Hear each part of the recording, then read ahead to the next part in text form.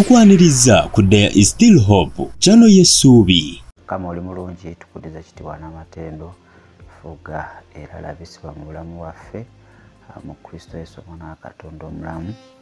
Amiina. Kale leero njagala kwogera ku kifo ekimu abazadde mubeere so careful era njagala muwulirize bulungi. Kino ekifo mutwalayo nnyo abaana bammwe ne basanyukirayo ne bawummulirayo ne bakolerayo ebintu bingi.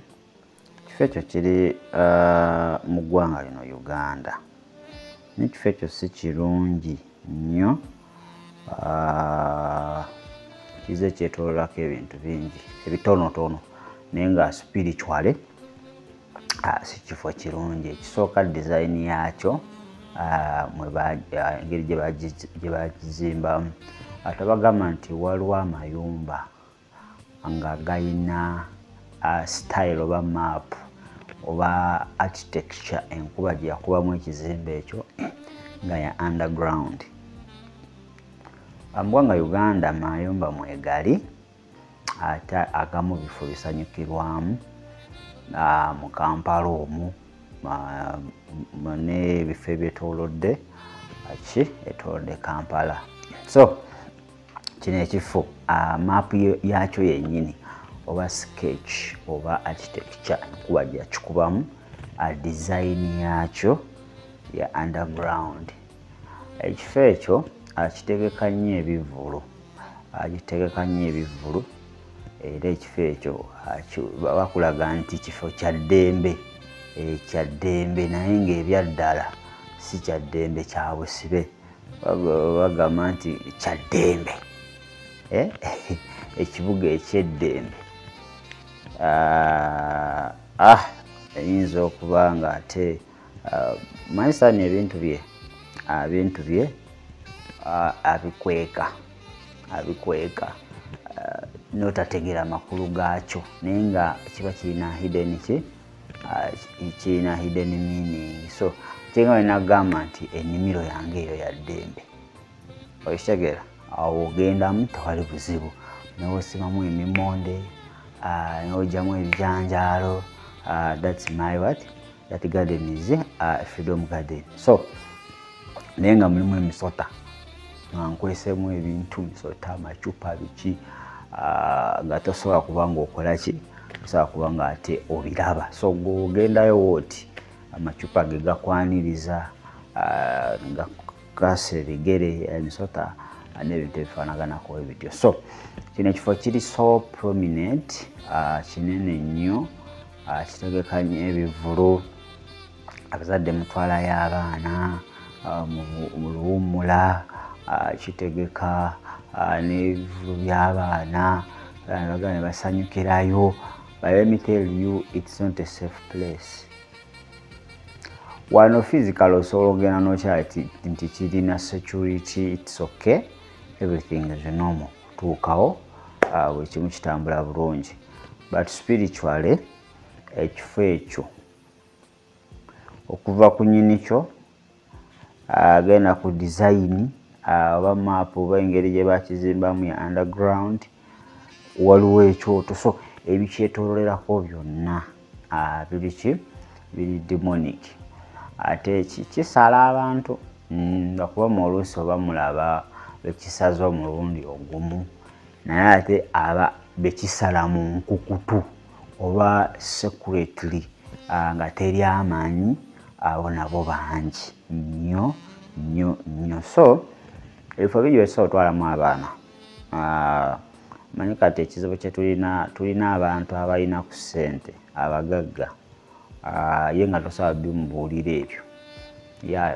Tonyumiza oyayogera wati olwakuba oba mwavu oba talina ssente zitwala abaana baawo. That's why ayogera watyo. It's not all about that. It's not all about that. So it's all about the truth. Gye tukugamba, we speak what we know, we speak what we were, and we speak what we believed first. So ekifo ekyo si kirungi. Njagadde okujolabula abazadde holiday ino enaatera okwengera era mmanyi abaana mubatwala, in fact n'abali mudde ma weekends mubatwala. It's not what a cheap place. Si kyabaavu, kiri ekifo si kyabaavu, kifo kyabagagga. Olina okuba nga olinamu kasente okusobola okuba nga okola ki, okusobola okuba nga ate otuukawo awo mu kifo ekyo, twaleyo omwana wo ate naye mbw'abeere ki, abeere wa ddembe, naye ng'ate agenda kukomekereza nga musibe. Agenda kukomekereza nga musibe. Yesu yekka yatuwa eddembe. Tetuli bagoba mu bifo, by the way. Tetuli batiisatiisa, tetuli balaga nti we know a lot, tetuli badinayinga your rights. Omuntu aba alina ssente ze, asobola okugenda n'alya kyayagala, asobola okugenda mu kifo kyonna kyayagala. But we just warn you, obeere aweeya. Kitegeera? Obeere aweeya, olime kuba nga ate ogwa mu mikono gy'omulabe Sitaani, ate ng'ogeze mu bifo ebyenjawulo, kubanga danger za Sitaani ezimu togenda ziraba physically. Some dangers are spiritual. Bya mwoyo nnyo, tosobola biraba. Gwotuuka butuusi mu kifo n'olaba bataddewo statue, bataddewo obubumbebumbe buli awo, n'otabitegeera kiki kye bitegeeza. Naye nga buli kibumbe kye bataddewo kirina meaning, ate nga waliwo n'ekikyekwesemu kikyekwesemu munda. So ate abaana bato bye basinga okwagala, agenda neyeewuba, n'agenda n'akikwatako, mami this. Naye nga ekintu ekyo bagenda okiteekawo munda mwakyo mulimu ki, mulimu amaanyi agafugiramu. Si bibumbe byonna, naye ebibumbe ebisinga ebiri mu bifo ebimu, ebibumbe tebiriwo for decoration. Ebimu babiteekawo with a purpose, n'ekiruubirirwa oba n'ekigendererwa. So abaana tubeere careful gye tulina obatwala okusanyuka oba okubatwala banyumirwe, okuba abaana olina obatambuzaamu. If God has blessed you, why not? Aye n'aba batannabakuwa mukisa, obulamu bwokka bumala, abaana osobola batambuzaako wonna.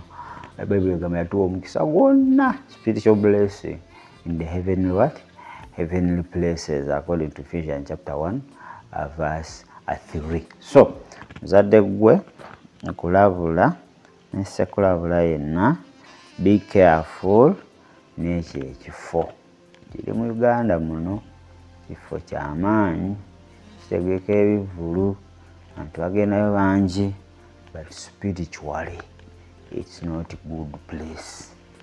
Physically tewali buzibu. In fact physically kyekifo kyolina okwegomba okutuuka, ekyo kifo kyolina okwegomba otuukewo, kubanga security eri ggulugulu, tosangawo buvuyo. It's a nice place physically, but we talk about spiritual matters. Ekintu okuba nga kinyirira kungulu naye nga spiritually kifu, then ekifo ekyo it qualifies to be bad eri abo abali spiritual abali spiritual field. Naye bano batabitegeera, it's a fine, it's a good place for them to go and enjoy. So abazadde mind sometimes when it comes to children we neglect our responsibility. Tetutera kufaayo nnyo wekituuka ku ky'abaana, twesuulirayo gwa naggamba, tend to be careless. Abaana bonna we twagala we tubatwala because we have money.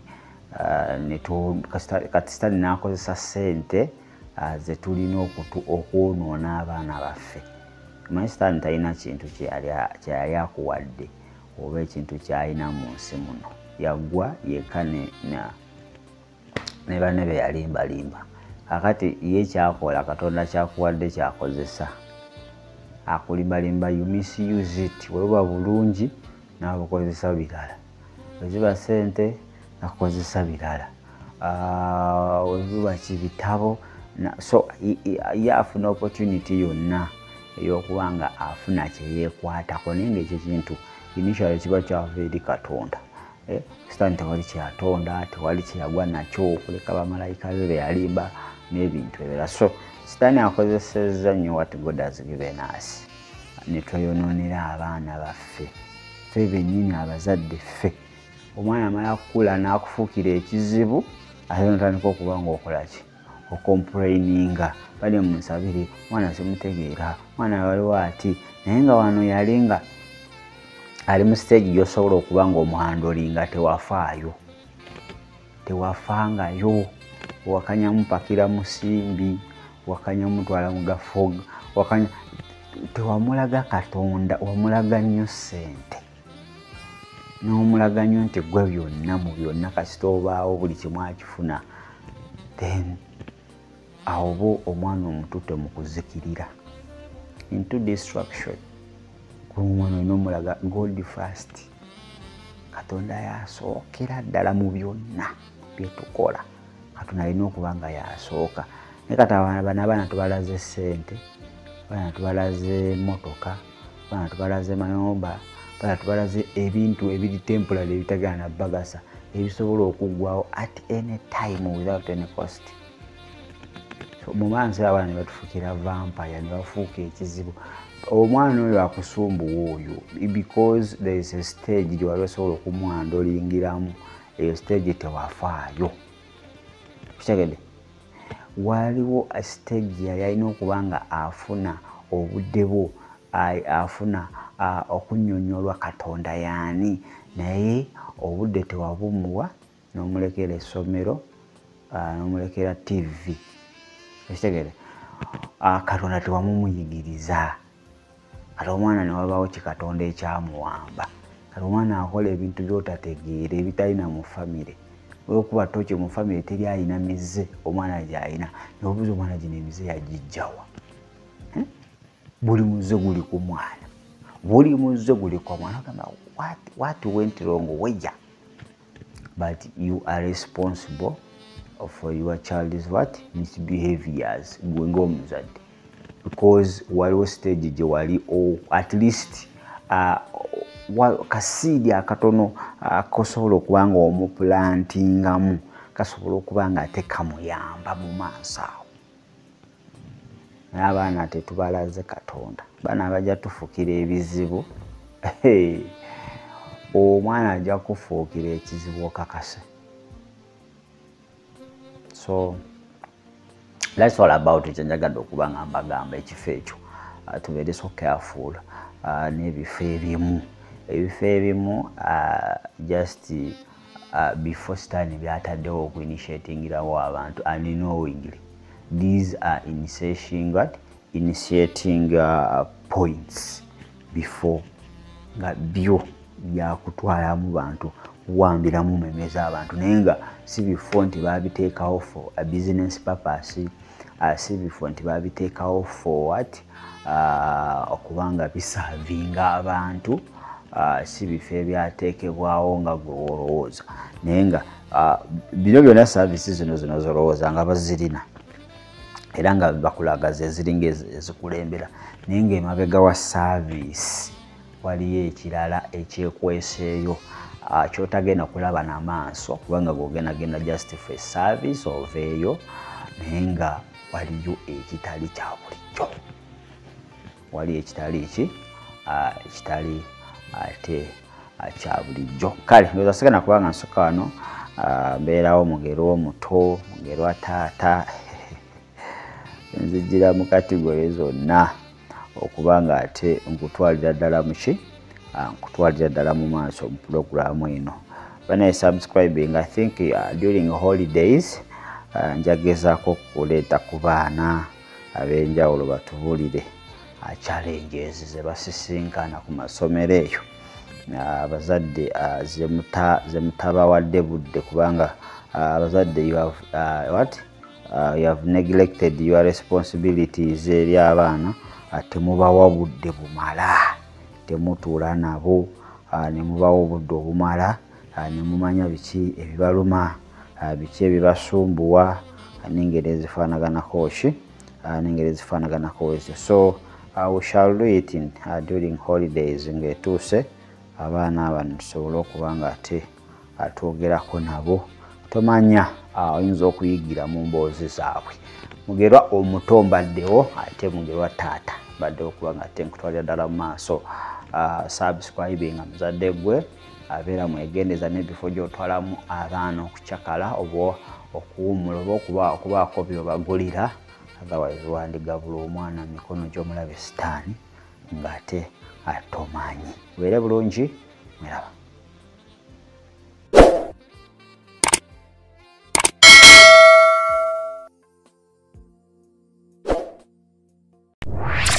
Webale kulaba There is Still Hope. Okumanya ebisingawo tukubire ku 0752 34 14 47 oba ku 0761 08 83 15. Osobola n'otufuna ku email eya tishitv74@gmail.com. Eno ye There is Still Hope, channel y'essuubi.